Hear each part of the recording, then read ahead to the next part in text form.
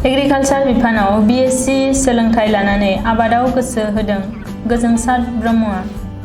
चिरां जिल्लानि आमगुरि ओनसोलनि खेरदान्दा गामिनि थागिबि मुस्रि मदाराम ब्रह्मनि आंगो फिसाज्ला मुस्रि गोजोंसार ब्रह्मआ पान्जाब रायजोनि लाभलि प्रफेशनेल इउनिभार्सिटि एग्रिकालचार बिफानाव B.Sc सोलोंथाइ लानानै जोबथा सेमिस्टाराव आगान होनाय समाव लकडाउन जानानै न'आव थाफैनाय समाव गावनि सोलोंथाइ लानानै रोंनाय गियानखौ आबाद थिलिनि फोथाराव बाहायनानै गुबुन गुबुन आबाद मावनानै मोजां फिथाइ मोननो हादों। बिथाङा आथिखालाव आलु, कबि, टमेट', बानलु, फान्थाव, सामब्राम गुफुर, जोगोनार, जुखाम, तरमुज, थालिर, स्ट्रबेरी, ड्रागन फिथाइ आरो गोबां रोखोमनि आबाद मावनानै मोजां फिथाइ मोननो हादों। बिथाङा फैगौ समाव मुलि होआजासे आबाद मावलांनो थांखि लादों होननानै फोरमायदों।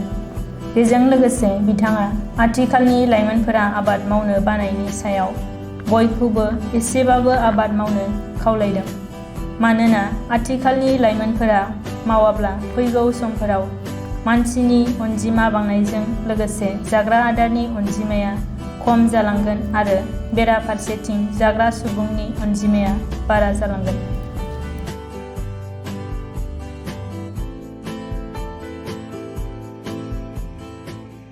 बांसिन बिदि सानो आरोखि फार्मिं खालामनायनि लाइफ स्टाइला एसे गाहायाव दं, खिन्थु बिदि नङा कि दा सुबुंफ्राबो बांगासिनो, पपुलेसनबो बांगासिनो।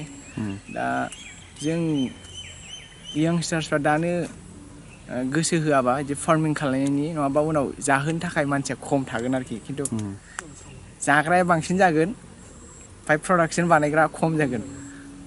खुलुमबाय, आंनि मुङा गोजोंसार ब्रह्म आरो आं दा कारेन्टलि B.Sc एग्रिकालचार पारसु खालामगासिनो दं पान्जाबाव लाभलि प्रफेशनेल इउनिभार्सिटियाव। आरो आङो खेरदान्दा आमगुरिनि पस्ट अफिस आमगुरि बाजार चिरांनि।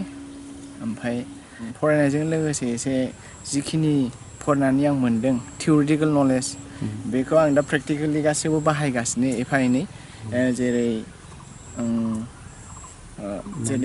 ड्रागन, पापाया आरो भेजिटेबल्स माखासे बेखौ गायनाय जादों आरोखि। मा भेजिटेबल्स? भेजिटेबल्सआ बेसिकेलि माबा आलु, टमेट', पटेट', ओमफ्राय गार्लिक, अनियन, ओमफ्राय कलिफ्लावर, ब्रकलि, ओमफ्राय लेडि फिंगार, ओमफ्राय बटल गार्ड। बिदि विन्टार क्रप्स जेसेबांखिनि दं बेखौ बांसिनखौनो जायखिजाया 50-60% गायनाय जादों। नेक्स्ट टारगेटआ बेनोखि जोंनि जायगायावथ' विन्टार क्रप्स जेरै टमेट' बिसोरखौथ' जों इम्पर्टसो खालायो नालाय नियारेस्ट स्टेटनिफ्राय, जेरै मेघालय नङाबा ओमफ्राय भुटानफोरनिफ्राय लाबोयोना। दा आंनिया नेक्स्ट टारगेटआ बेनोखि आफ्टार कमप्लिसन ग्रिन हाउस बानायनायनि माबा टारगेट आरो जाहाथे अफ सिजन क्रप्स प्रडिउस खालामनो हायो। माबायदिखौ ग्रिन हाउस होनना बुङो? ग्रिन हाउसआ बेनो जाहैबायदि जाय न' ग्रिन हाउस माने गोथां न' होननाय जाहैबाय बर'निबा, खिन्थु एक्सुवेलि ग्रिन हाउसआ मेरला टाइपनि थायो, जेरै नों नुनो मोन्दों ओरै सेट नेट दं बेयो।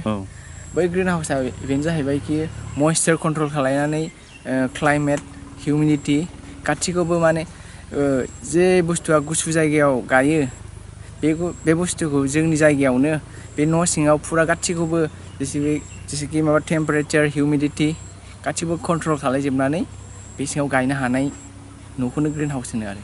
आंथ' दा गासिखौबो ट्रायल हिसाबै मावदों, खिन्थु थेवब्लाबो साक्सेस रेटआ आंना 80%सो आरोखि।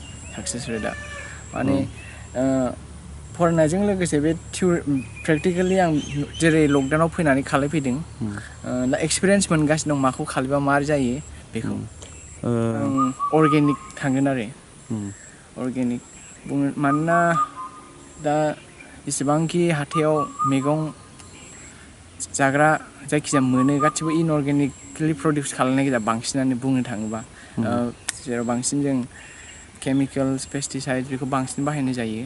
ओमफ्राय इनडाइरेक्टलि बेनि थाखायनो जोंना बांसिन बे केन्सार आरो बेलेग बेराम जानायनि चान्स थायो आरो रिजोना बेनोखि दाथ' जोंथ' कामिं जेनेरेसन निउ जेनेरेसन जोंना बांसिनानो खेथि मावनायखौ गारनानै बाहाय जब नागिरो आरो लाइफ स्टाइलफ्रा बेलेग माने मोजां लाइफ स्टाइलखौ नागिरो खिन्थु माने बिसिना बांसिन बिदि सानो आरोखि फार्मिं खालामनायनि लाइफ स्टाइला एसे गाहायाव दं खिन्थु बिदि नङा कि दा सुबुंफ्राबो बांगासिनो पपुलेसनबो बांगासिनो दा जों यंगस्टार्सफ्रा दानो गोसो होआबा बिदि फार्मिं खालामनायनि नङाबा उनाव जाहोनो थाखाय मानसिया खम थागोन आरोखि खिन्थु जाग्राया बांसिन जागोन ओमफ्राय प्रडाक्सन बानायग्रा खम जागोन एग्रिकालचाराव आं बुंनो थाङोखि यंगस्टार्सफोरखौ बांसिन बिसोर एथ' गोरा नङा एग्रिकालचारा खालामनो थाखायबो एसे बेसिक नलेजल' नांगौ आरो गोजानाव थांस्लायस्लाय खाथियावनो हा हु दंबा खेथि बाथिखौ मावनो हागोन जेरै बबे बेसिकेल फ्रुट्स क्रपखौ बांसिन मावनायनि मुलाम्फा दं मा मा बेसिक नलेज थानांगौ जायो बे खेथिखौ बेसिक नलेजाव जाहैबाय नोंना फार्स्टआवनो नोङो हाखौ सिनायग्रोनांगोन आरो हाया गोखा ना एसिडिक ना बेसिक बे हाखौ मिथिग्राबानो नों गोसोबायदि जिखुनु खेथिखौनो बानायनो हागोन आरो सेकेन्ड फेक्टराव फैदों माबाखौ जायगाखौ नायग्रोनांगोन माबायदि जायगा गोजौ ना गाहाय आंनि मबाइल नाम्बारानो जाहैबाय 8761012059 खेबसेबाव 8761012059